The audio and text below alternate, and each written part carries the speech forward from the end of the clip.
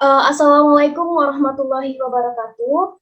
Teman-teman, di sini kami dari kelompok 9 dengan materi pendidikan karakter akan mempresentasikan hasil kerja kelompok kami atau diskusi kami. Yang pertama, izinkan kami memperkenalkan anggota kami terlebih dahulu. Yang pertama ada saya sendiri, Sheila Mirza. Yang kedua ada Novita Haryanti. Yang ketiga ada Alvin Maulana Al-Bahri. Yang keempat ada Muhammad Azhar M. Dan yang terakhir ada Anissa Salsabila. Oke, lanjut ke slide berikutnya.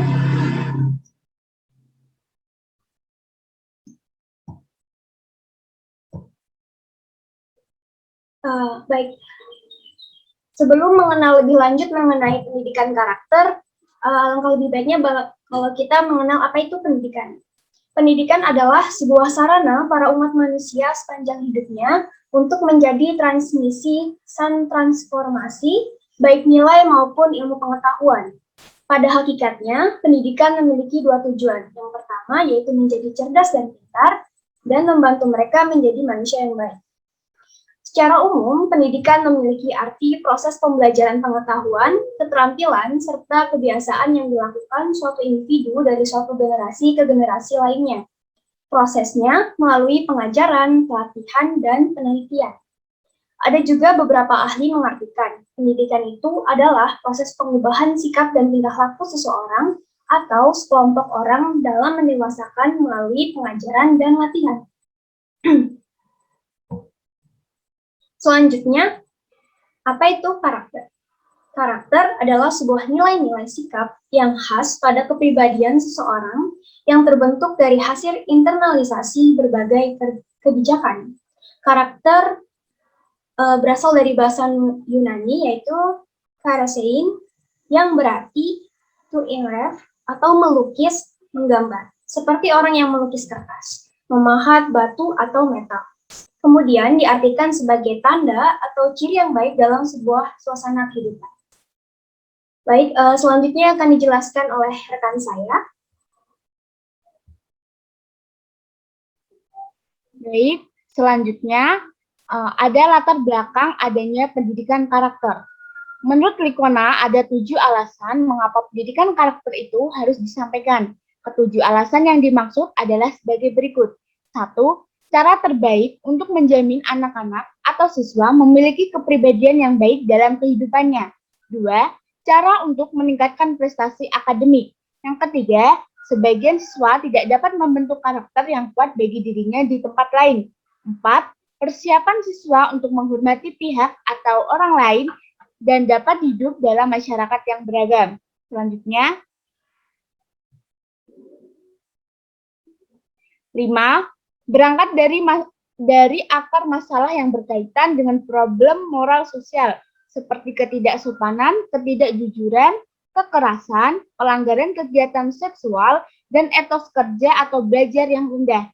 Yang keenam, persiapan terbaik untuk menyongsong perilaku di tempat kerja. Yang ketujuh, pembelajaran nilai-nilai budaya yang merupakan bagian dari kerja peradaban.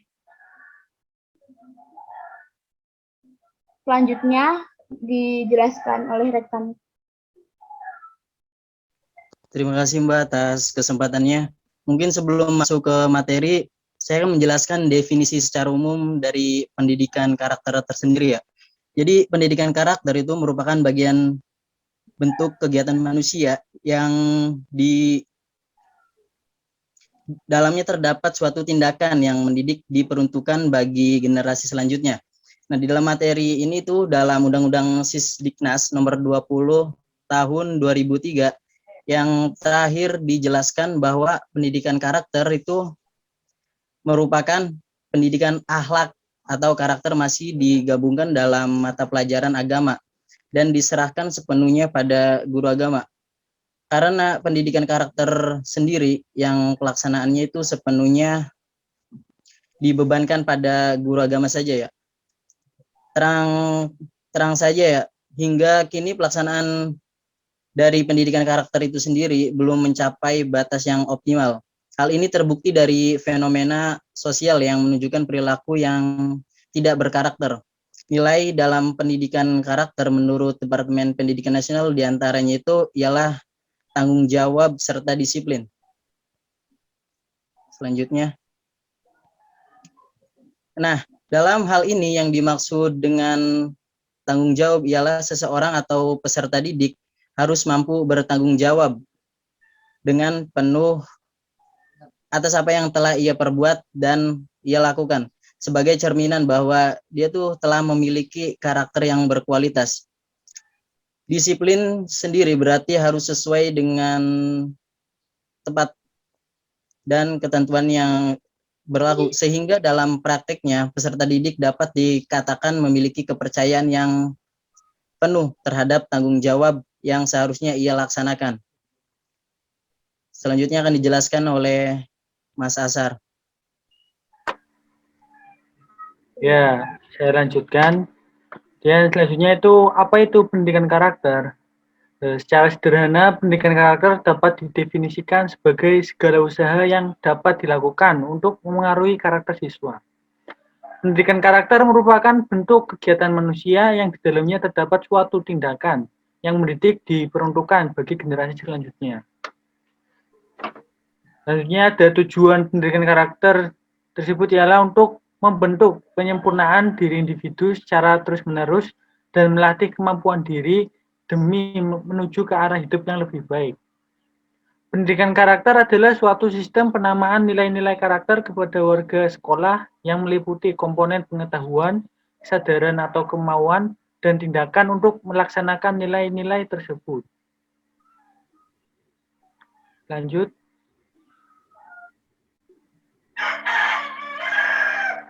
Ya, lalu alasan mengapa pendidikan karakter itu penting? Menurut Lichkona, ada 7 alasan mengapa pendidikan karakter itu harus disampaikan. Yang pertama itu ada cara terbaik untuk menyampaikan anak memiliki kepribadian yang baik.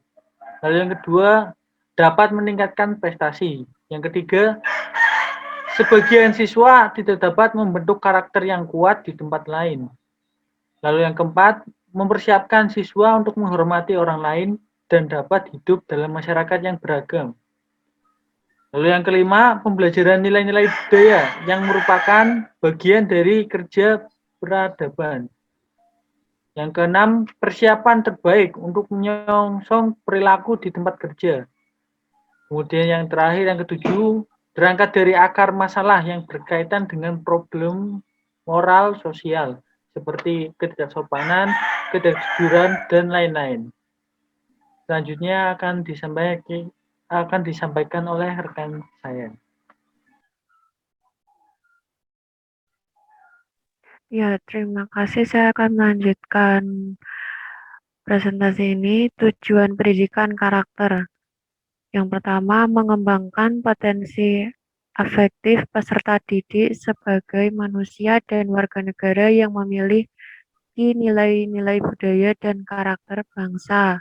Yang kedua, mengembangkan kebiasaan dan perilaku peserta didik yang terpuji dan sejalan dengan nilai-nilai universal dan tradisi, budaya, dan karakter bangsa. Yang ketiga, menanamkan jiwa kepemimpinan dan tanggung jawab peserta didik sebagai generasi penerus bangsa. Yang keempat, mengembangkan kemampuan peserta didik menjadi manusia yang mandiri, kreatif, berwawasan, dan kebangsaan. Yang terakhir, mengembangkan lingkungan kehidupan sekolah sebagai lingkungan belajar yang aman, jujur, penuh kreativitas, dan persahabatan, serta dengan rasa kebangsaan yang tinggi dan penuh kekuatan.